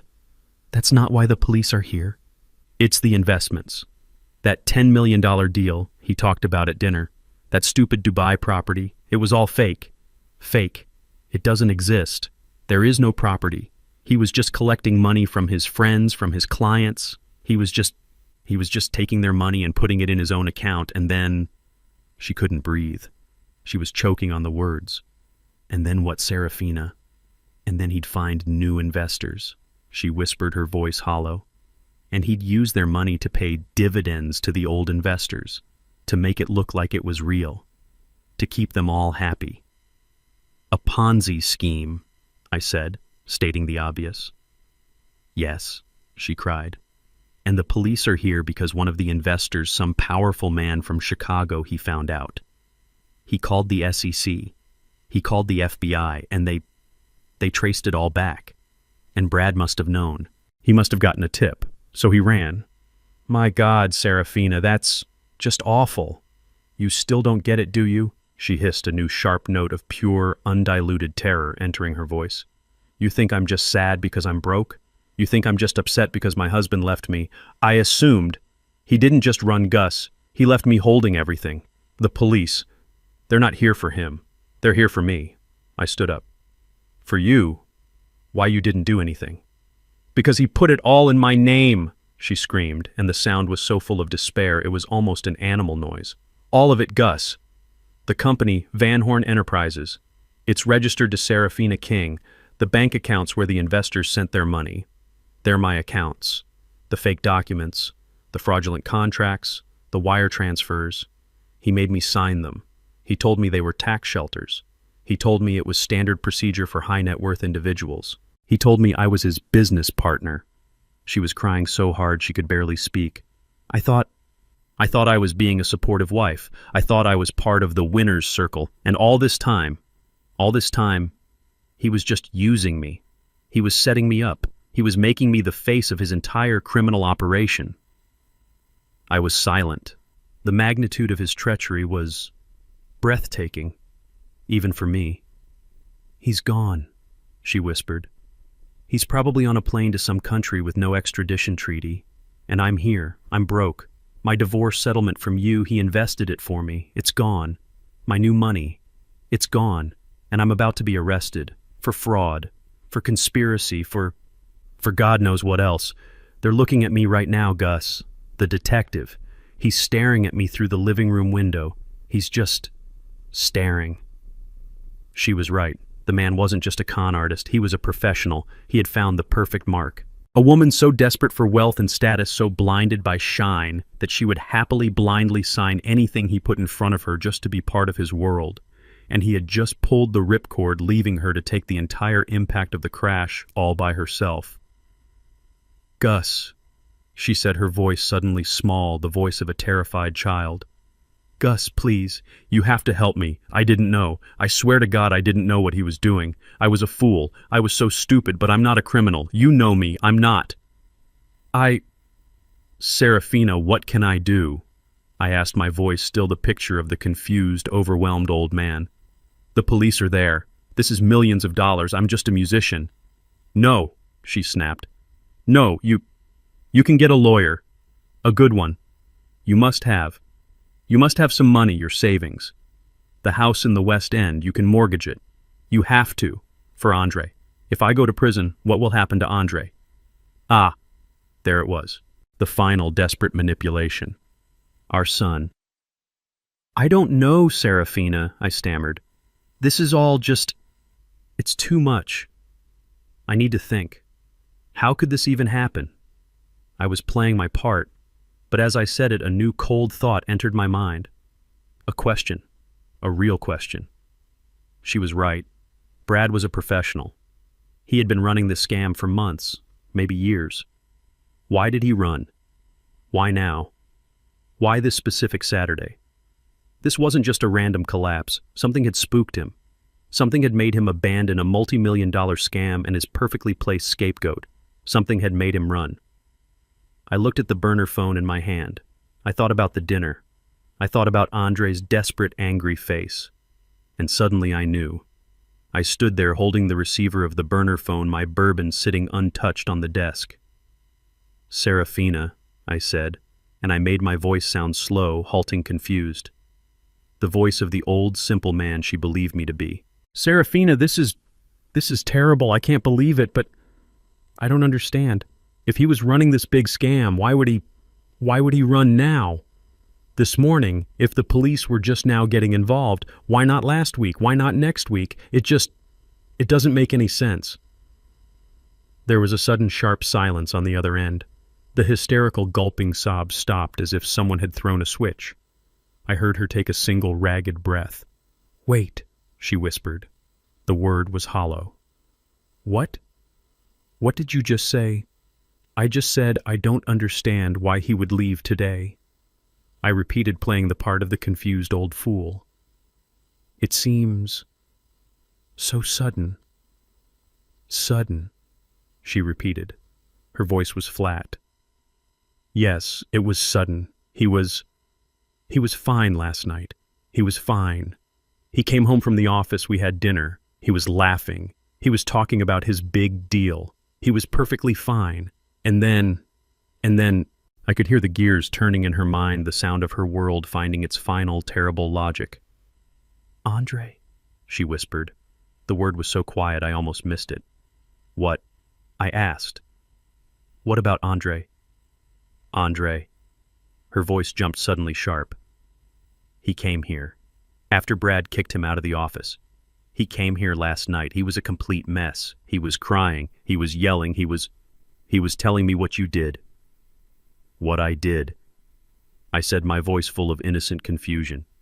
"Serafina, I haven't done anything. I just talked to him on the phone."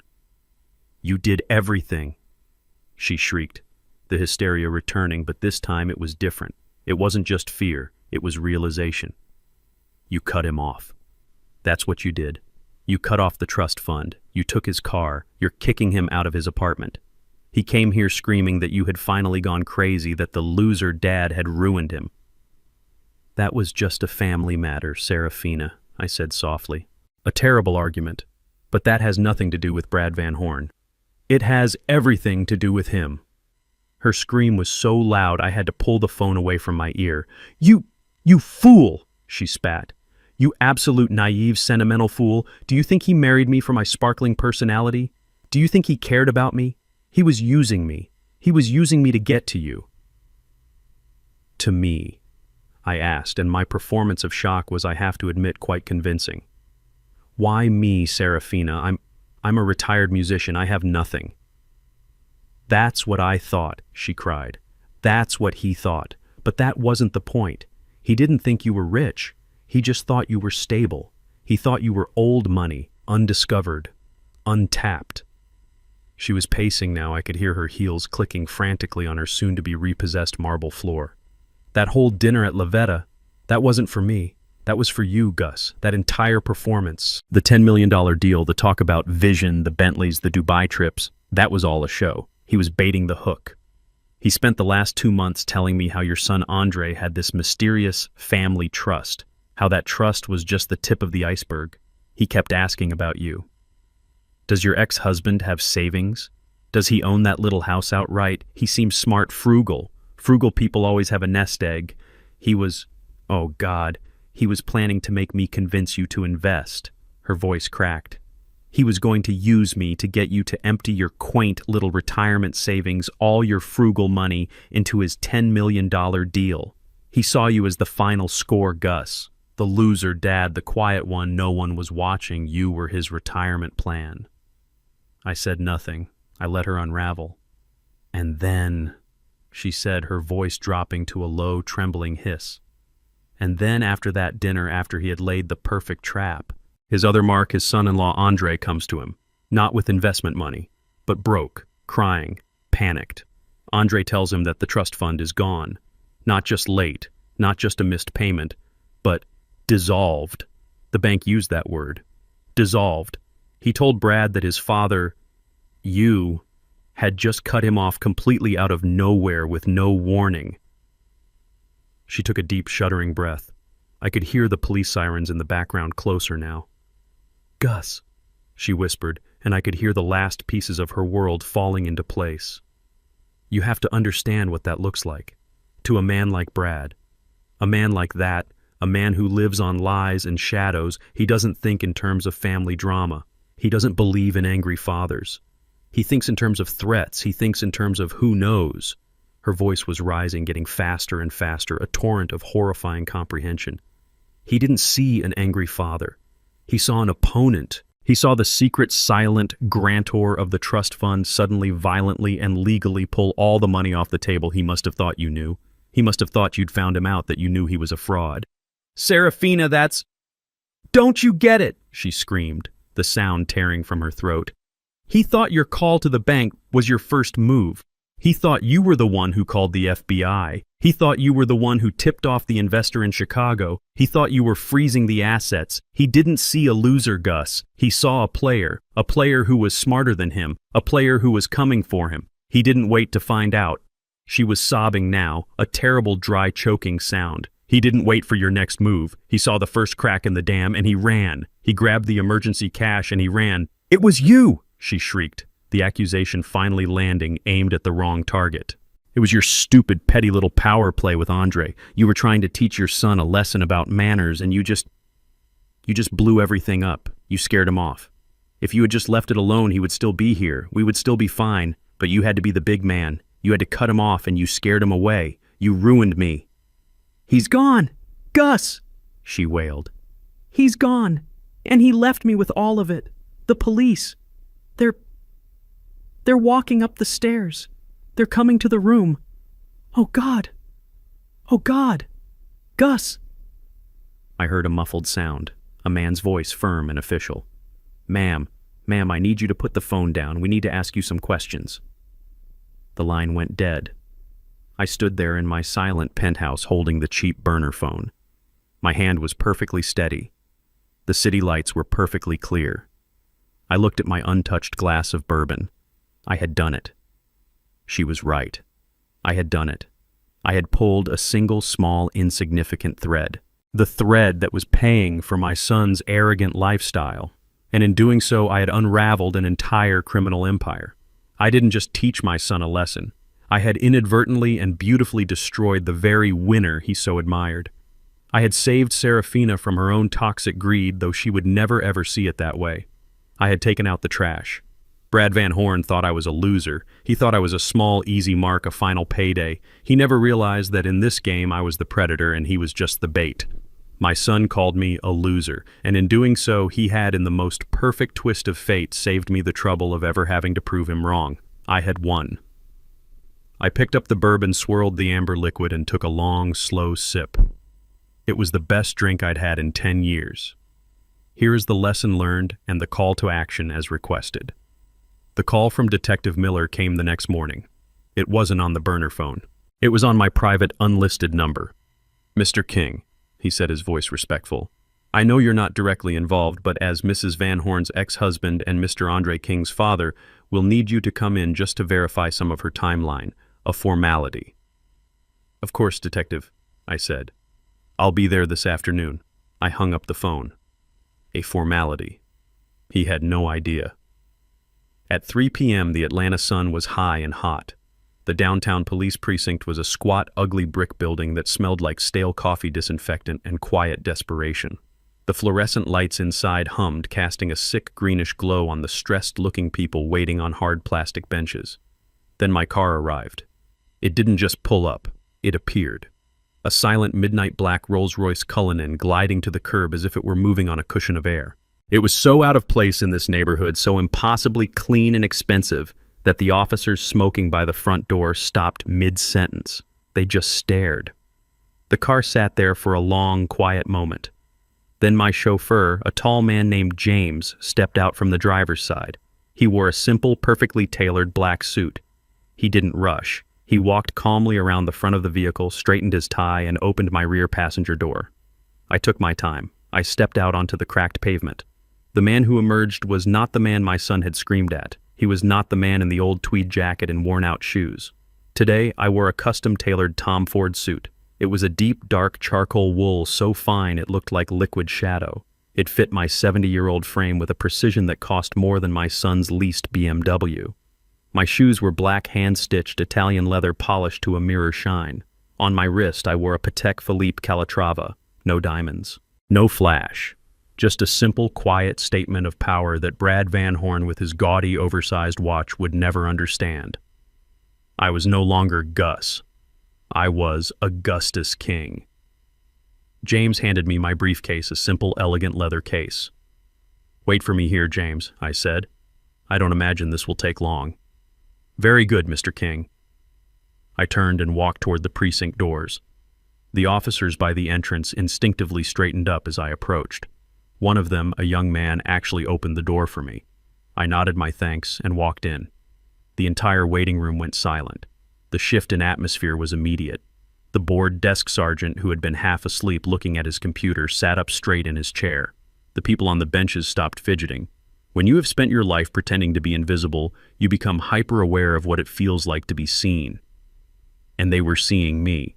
They didn't see a loser. They didn't see a relic. But they saw what I had hidden for a decade. They saw money, yes, but more than that, they saw power. They saw a man who was not to be trifled with. I walked directly to the front desk. My shoes made no sound on the worn linoleum floor. The desk sergeant looked up, his eyes wide, taking in the suit, the watch, the undeniable aura of command. Can I help you, sir?" he stammered. "Good afternoon, officer," I said. My voice was not the reedy, quiet tone of Gus. It was the voice I used to close deals, the voice that owned 50% of Soul City Records. It was deep, resonant, and calm. "My name is Augustus King. Detective Miller is expecting me. I am here to provide a statement regarding my son Andre King and my ex-wife Serafina Van Horn." The sergeant fumbled with his phone. "Yes, sir. Mr. King. Right away, sir. He's expecting you. I'll let him know you're here." As I stood there waiting, I saw a door open at the end of the hall. 2 officers were escorting a figure in handcuffs. It was Andre. He was a wreck. He was wearing the same wrinkled suit from the night at the restaurant 3 days ago. He was unshaven, his hair was matted, and his eyes were red and wild with panic and lack of sleep. He looked up and he saw me. He stopped dead in his tracks. The officers had to tug on his arm. He just stared. He wasn't looking at Dad. He was looking at a stranger. He was looking at a man in an $8,000 suit. He was looking at a man who had just arrived in a Rolls-Royce. He was looking at a man who was standing there with the calm, patient, and terrifying authority of a king.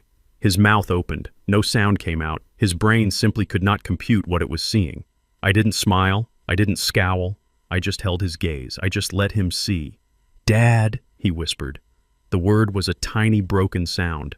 Before I could answer, Detective Miller came rushing out. "Mr. King, thank you for coming in. Please right this way." He gestured down the hall away from my son. I gave Andre one last long look, a look that said, "The game is over." Then I turned my back on him and followed the detective. Detective Miller led me down a long, fluorescent-lit hallway. The floor was a pale, sickly green linoleum scuffed with the marks of 1,000 heavy boots. The sound of my own handmade leather shoes was offensively quiet, out of place. The air smelled of burnt coffee and industrial cleaner. "They're in here, Mr. King," Miller said. He opened a heavy door marked Interview Room 3. "Just a few questions to get your side of the timeline. We're trying to understand how Mr. Van Horn operated." I nodded. "Of course, Detective. Whatever you need." I stepped into the room, and I stopped. It was like a terrible painting, a masterpiece of desperation. They were all there. Serafina was sitting at a small metal table under a buzzing fluorescent light that was cruel and unforgiving. The light bleached all the color from her face, making her look not just tired, but ancient. Her emerald silk dress from the restaurant, or perhaps another one just as expensive, was deeply wrinkled as if she had slept in it. Her hair, which had been so perfectly styled, was falling out of its elegant bun in damp, stringy sections. Her makeup was a smeared, tragic mask. She was staring at a styrofoam cup of coffee on the table, her hands cuffed not to the table but to each other in her lap. On a hard plastic bench against the far wall sat my son Andre and his wife Amber. They were the very picture of ruin. Andre was still wearing the same suit from 2 days ago, the one I had last seen him in on my porch. It was rumpled, stained, and it hung on him. He had his head in his hands, just staring at the floor between his feet. Amber was next to him, her knees pulled up to her chest, her arms wrapped around them. She was weeping quietly, a constant, exhausted, hiccuping sound. They were no longer the vibrant, arrogant couple from the restaurant. They were refugees. Detective Miller cleared his throat. "Mrs. Van Horn, Mr. Andre King, this is Augustus King. He's here to provide a witness statement." They all looked up at the sound of my name. The reaction was slow. It was not immediate recognition. It was a gradual, horrifying dawning. Serafina's eyes, red-rimmed and hollow, lifted from her coffee cup. They passed over me, then snapped back, widening in disbelief. She wasn't seeing Gus, the poor, pathetic musician. She was seeing the Tom Ford suit. She was seeing the Patek Philippe watch. She was seeing the man who had walked out of the police station lobby and into a chauffeured Rolls-Royce. Her mind, already shattered by Brad's betrayal, simply could not process this new reality. "Gus," she whispered. Her voice was a dry, broken rasp. It wasn't a question. It was a plea for the world to start making sense again. At the sound of his mother's voice, Andre's head snapped up. He saw me. He saw the man from the restaurant, the man from the porch, the man from the precinct lobby. This man was not Dad. This man was an immaculate, powerful, terrifying stranger who just happened to be wearing his father's face. He looked at my suit. He looked at my shoes. He looked at my calm, steady, and pitiless gaze. "Dad," he breathed. The word was full of a child's terror. It was the sound of someone seeing a ghost, or worse, realizing the ghost had been the only real thing in the room all along. Amber just stared, her mouth open, her tears frozen on her cheeks. "And this," Detective Miller said, gesturing behind me, "is his legal counsel, Mr. Morrison, who will be present for the statement." As if on cue, Mr. Morrison, tall, impeccable, and carrying a briefcase that probably cost more than Brad's first car, stepped into the room beside me. He nodded once curtly at the room. His presence filled the small, grimy space with an aura of corporate, high-priced, and absolutely lethal law. This was the final piece. Serafina's eyes darted from me to Morrison and then back to me. The con artist's wife finally understood. She wasn't just dealing with a relic. She was in a room with a powerhouse. "No," Serafina whispered, shaking her head. "No, I don't understand. Gus, what is this?" "Andre."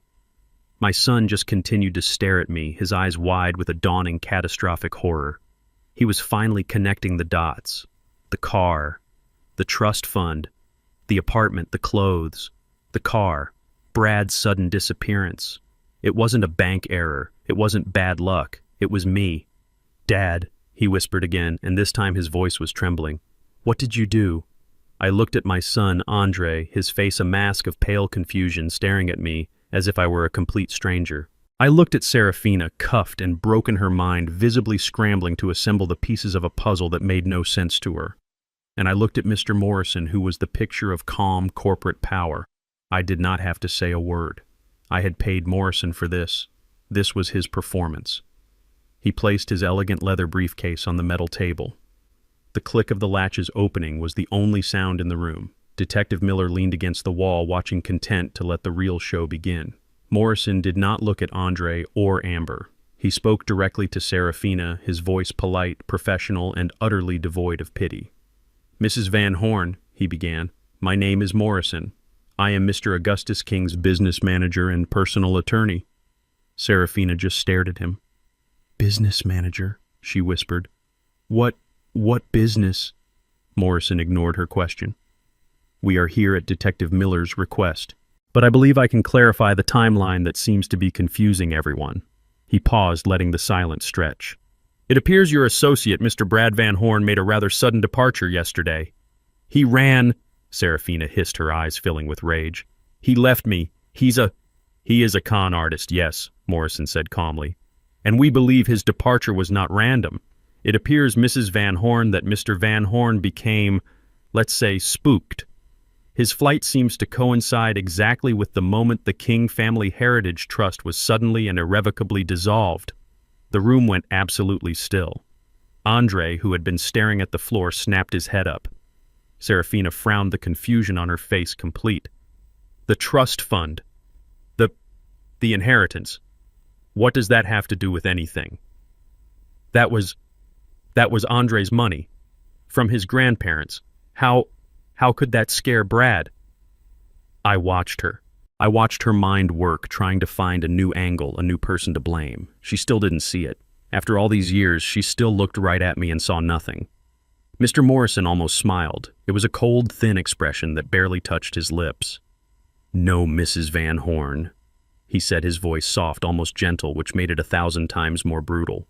"There was no inheritance. There were no grandparents. There was no King Family Heritage Trust." Andre stood up from the bench. "What? That's a lie. I've been getting that money for 5 years, $10,000 a month. I've seen the bank statements." "You saw a name, Mr. King," Morrison corrected him, not even bothering to look at him. "You saw a legal fiction, a name on an account created for the sole purpose of providing you with a discretionary allowance."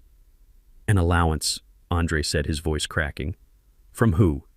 And this was the moment all the tumblers in the lock finally fell into place. Mr. Morrison turned his gaze slowly from Serafina to Andre, and then for the first time he gestured a simple, elegant motion of his hand toward me. "From him," he said. Andre and Serafina both just stared at me. "The trust," Morrison continued, his voice like a surgeon's scalpel, "was funded entirely every single month by Mr. Augustus King. The luxury apartment you live in, Mr. King, is not leased by you. It is owned by a holding company, which in turn is owned by Mr. King. The BMW M5 that was repossessed on Monday was not your car. It was leased by Mr. King's corporation. For the past 5 years, Mrs. Van Horn, Mr. King has been paying for your son's car, his home, his credit card bills, and his entire lifestyle." He leaned forward slightly. "Mr. King was the bank, Mrs. Van Horn. He was the family asset you were all relying on. And last Saturday night, after let's call it a disappointing family dinner, he simply decided to close the bank." Serafina's mouth opened. A small, strange, choking sound came out. She was not looking at me as a fool anymore. She was looking at me in pure, abject horror. She finally understood. She understood that in her blind hunger for shine, she hadn't just married a con man, she had divorced the real money. She had left the king, and for 10 years she had been laughing at his power, completely unaware that her entire new life, her son's entire platform, was still being funded by the very relic she despised. And Andre, my son. He sank back onto the bench as if his legs had been cut out from under him. He was looking at his hands, he was putting it all together. The insult at the restaurant, the cold finality of my voice on the phone, the car disappearing, the money vanishing, the eviction notice, and now Serafina's total, complete ruin. He understood that his words, his one stupid, arrogant, drunken act of defiance in that restaurant had been the trigger. He had insulted his father, and in doing so he had spooked the con man who was bankrupting his mother. He hadn't just been yelling at a loser. He had been yelling at the man holding the strings to his entire world, and to his mother's. He had destroyed them all. He slid off the bench. He didn't just stand. He slid his legs, giving way until he was on his knees on the filthy linoleum floor of the interview room. He crawled the 2 feet between the bench and my chair. "Dad," he whispered. He put his trembling hand on my knee. "Dad, I'm sorry. I'm sorry. I didn't know." I looked down at him. My 40-year-old son kneeling at my feet, a broken, weeping child. I looked at Serafina, who was just staring into the void, her life in ashes. I looked at Andre and I felt nothing. Not anger, not pity, just a vast, cold emptiness. I spoke and my voice was quiet, but it filled the small room. "You were right about one thing, Andre," I said. "I am a failure." Right. He looked up, his eyes full of desperate hope, ready for me to forgive him. "I failed," I continued, "by letting you believe that life was easy. I failed by protecting you from the world. I failed by letting you think that money just appears, that cars are just given, that apartments just happen. I failed by raising a son who at 40 years old doesn't know how to stand on his own 2 feet. I stood up, pushing his hand off my leg. "You wanted a winner," I said, looking down at him, at Amber, at Serafina. "You wanted to be around someone who makes things happen." I straightened my Tom Ford suit. I nodded to Mr. Morrison, who picked up his briefcase. "Well," I said, turning my back on them, "now you all have the chance to learn how to be winners for yourselves." I walked out of the room. I didn't look back. I left them there in the cold green light of the police station to face the detective, their creditors, and the unchangeable, brutal truth of what they had done. What I learned from all of this is that the brightest smiles often hide the sharpest teeth. I spent decades of my life practicing kindness, believing that love and sacrifice were enough. I thought my generosity was a virtue, but my family saw it as a weakness to be exploited. They mistook my silence for ignorance and my humility for poverty. The truest and most painful lesson is this: money does not create monsters. It only reveals the ones who were hiding there all along. Never let anyone, especially your own family, make you feel worthless just because they are blinded by greed. True power is not about what you have in the bank. It is about knowing your own worth when everyone else has forgotten it. If you have ever had to fight for respect from the very people who should have given it to you, freely share your story in the comments below. And please don't forget to subscribe for more stories of justice served.